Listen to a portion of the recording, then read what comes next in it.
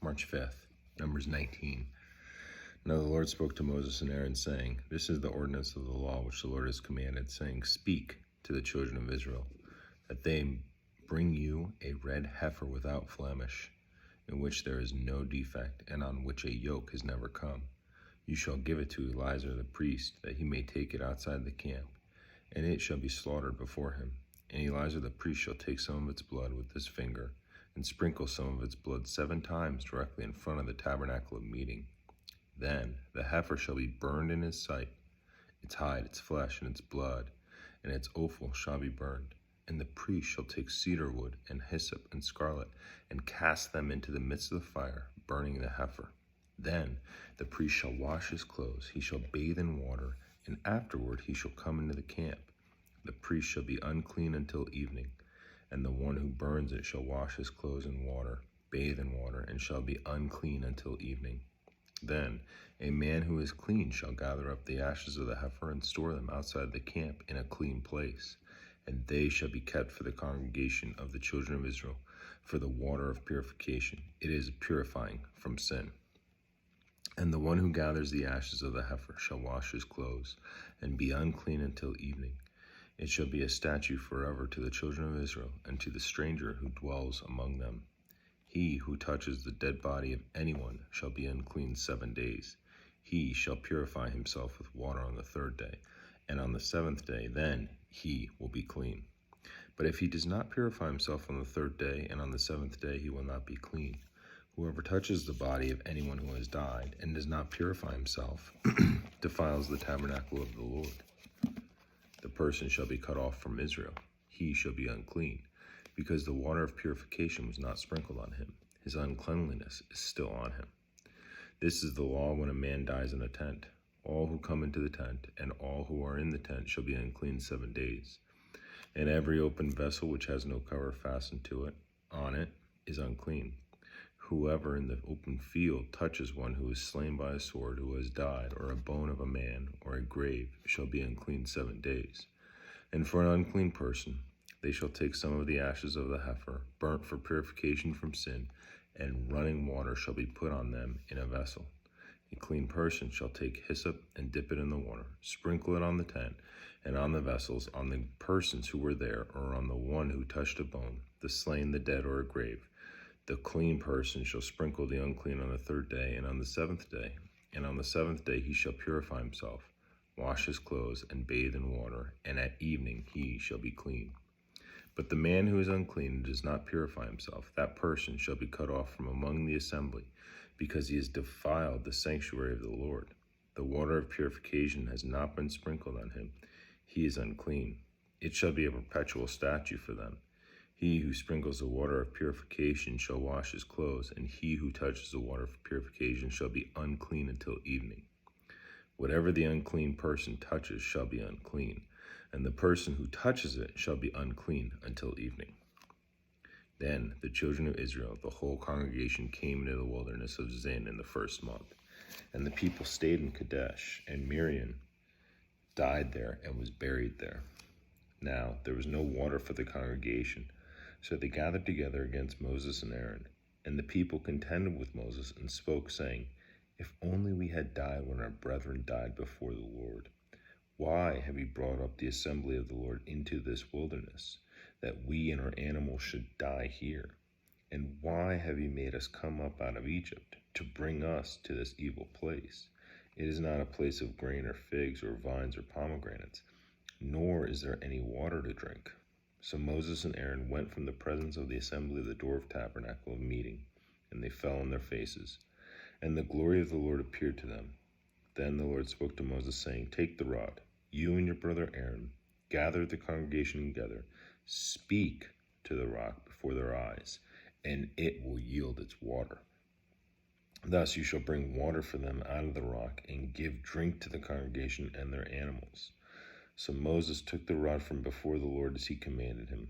And Moses and Aaron gathered the assembly together before the rock, and he said to them, Hear now, you rebels, must we bring water for you out of this rock? Then Moses lifted his hand and struck the rock twice with his rod, and water came out abundantly, and the congregation and their animals drank. Then the Lord spoke to Moses and Aaron, because you did not believe me, to hallow me in the eyes of the children of Israel. Therefore you shall not bring this assembly into the land which I have given them. This was the water of Meribah, because the children of Israel contended with the Lord, and he was hallowed among them. Now Moses sent messengers from Kadesh to the king of Edom. Thus says your brother Israel, you know all the hardship that he has befallen him. How our fathers went down to Egypt, and we dwelt in Egypt a long time, and the Egyptians afflicted us and our fathers. When we cried out to the Lord, he heard our voice, and sent the angel, and brought us up out of Egypt. Now here we are in Kadesh, a city on the edge of your border. Please let us pass through your country. We will not pass through fields or vineyards, nor will we drink from water from the wells. We will go along the king's highway. We will not turn aside to the right hand or to the left hand until we have passed through your territory. Then Edom said to him, you shall not pass through my land, lest I come out against you with the sword. So the children of Israel said to him, we will go by the highway. And if I or my livestock drink any of your water, then I will pay for it. Let me only pass through on foot, nothing more.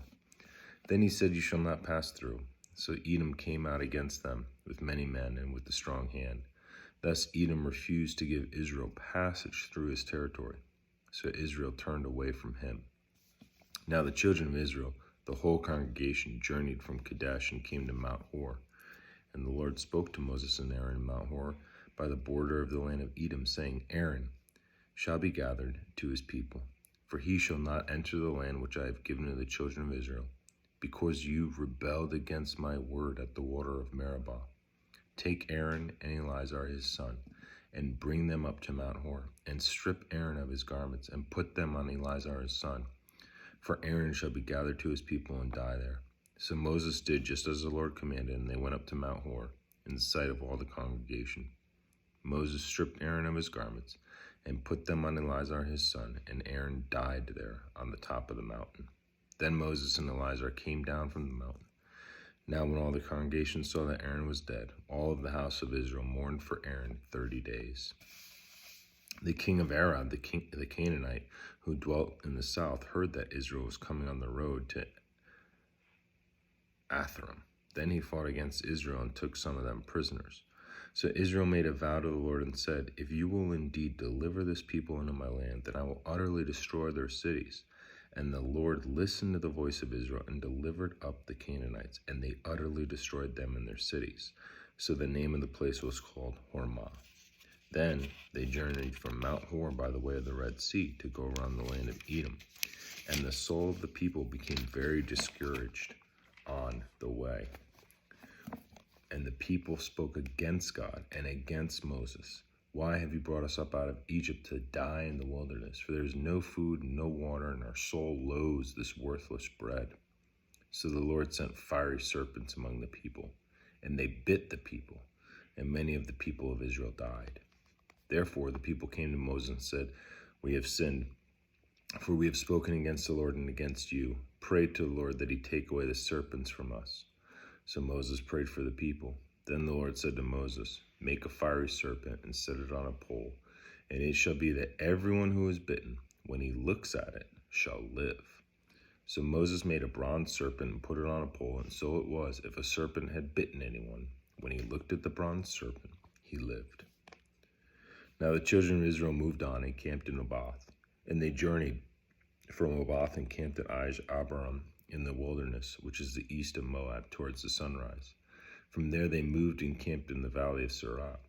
From there they moved and camped on the other side of Arnon, which is the wilderness that extends from the border of the Amorites. For Arnon is the border of Moab, between Moab and the Amorites. Therefore it is said in the book of the wars of the Lord, Wahab in Sepah, the books of the Arnon, the slopes of the brooks, the dwelling to the dwelling of Ar, and lies at the border of Moab. From there they went to Beer, which is the well where the Lord said to Moses, gather the people together, and I give them water. Then Israel sang his song, spring up, O well, all of you, sing to it. The well the leaders sank, dug by nations nobles, by the lawgiver with their staves. And from the wilderness they went to Mattanah, from Mattanah to Nahal, from Nahal to Bahamath, and from Bamoth in the valley that is in the country of Moab to the top of Pisgah, which looks down on the wasteland. Then Israel sent messengers to Sihon, king of the Amorites, saying, Let me pass through your land. We will not turn aside into fields or vineyards. We will not drink water from your wells. We will go by King's Highway until we have passed through your territory. But Sihon would not allow Israel to pass through his territory. So Sihon gathered all his people together and went out against Israel in the wilderness. And he came to Jahaz and fought against Israel. Then Israel defeated him with the edge of the sword and took possessions of his land from the Arnon to Jabbok, as far as the people of Ammon. For the border of the people of Ammon was fortified. So Israel took all these cities, and Israel dwelt in the cities of the Amorites, in Heshbon and in all its villages. For Heshbon was the city of Sihon, king of the Amorites, whom had fought against the former king of Moab, and had taken all of his land from his hand as far as the Arnon.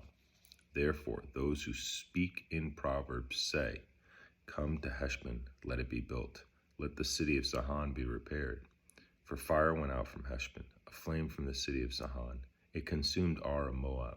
The lords of the heights of the Arnon, woe to you, Moab. You have perished, O people of Chemosh. He has given his sons as fugitives and his daughters into captivity to Sihon, king of the Amorites. But we have shot at them. Heshbon was perished as far as Dibon. Then we laid waste as far as Nophah, which reaches to Medeba. Thus Israel dwelt in the land of the Amorites.